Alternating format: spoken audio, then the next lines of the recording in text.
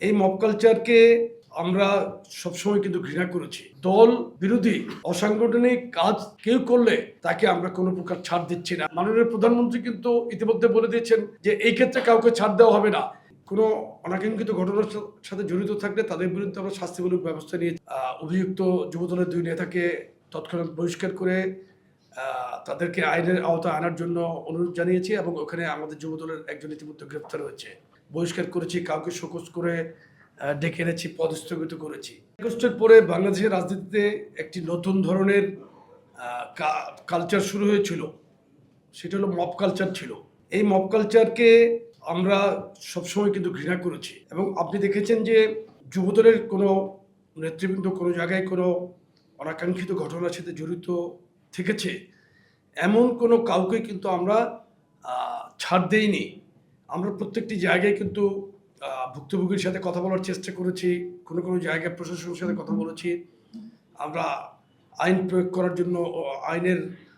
প্রয়োগ করার জন্য আমরা অনুরোধ জানিয়েছি এবং আমাদের যুবদলের যেই সমস্ত নেতাকর্মী তখন কোনো অনাকাঙ্ক্ষিত ঘটনার সাথে জড়িত থাকলে তাদের বিরুদ্ধে আমরা শাস্তিমূলক ব্যবস্থা নিয়েছি। এর মধ্যে বহিষ্কার করেছি, কাউকে শোকজ করে ডেকে এনেছি, পদস্থগিত করেছি। এখন দেখেন সরকার গঠন করার পরে এখন কিছু আমরা কমপ্লেন পাচ্ছি, সেক্ষেত্রে আমরা খুব ত্বরিতভাবে ব্যবস্থা নিচ্ছি। ইতিমধ্যে রংপুরের একটি ঘটনা সারা বাংলাদেশে যেটা আপনারা জেনেছেন, আমি ব্যক্তিগতভাবে সেখানে পুলিশ কমিশনারের সাথে কথা বলেছি। ওখানে অভিযুক্ত যুবদলের 2 নেতাকে তৎক্ষণাৎ বহিষ্কার করে তাদেরকে আইনের আওতায় আনার জন্য অনুরোধ জানিয়েছি এবং ওখানে আমাদের যুবদলের একজন ইতিমধ্যে গ্রেপ্তার হয়েছে।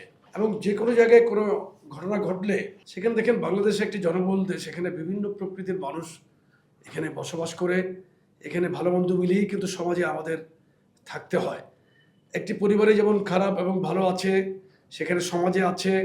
এটা একটি বৃহৎ রাজনৈতিক যুব সংগঠন। এখানে তো কিছু আমাদের ভুলভ্রান্তি হতেই পারে, হয় মাঝে মাঝে, সেটা আমরা তাৎক্ষণিকভাবেই কিন্তু আমরা সেটাকে আমরা কন্ট্রোল করার চেষ্টা করি এবং পানিশমেন্ট নেই। এভাবে কিন্তু আমরা দলকে সুসংগঠিত রেখে আমরা কাজ করছি। দল বিরোধী অসাংগঠনিক কাজ কেউ করলে তাকে আমরা কোনো প্রকার ছাড় দিচ্ছি না এবং এই বার্তা একদম ক্লিয়ার যে অন্যায় করে কেউ পার পাবে না, সেটা যত বড় নেতাই হোক, যুবদলের যে কোনো স্তরের নেতাই হোক, প্রত্যেকের জন্যই বার্তা একটি ক্লিয়ার বার্তা যে আপনি ভালো কাজ করতে হবে।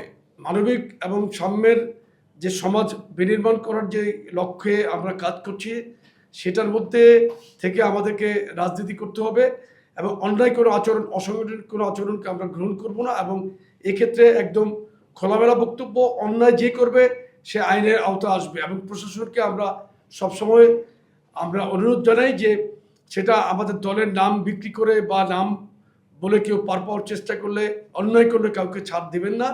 আর ছাড় দেওয়ার ক্ষেত্রে কোনো রকম আমাদেরও কোনো সুযোগ নেই।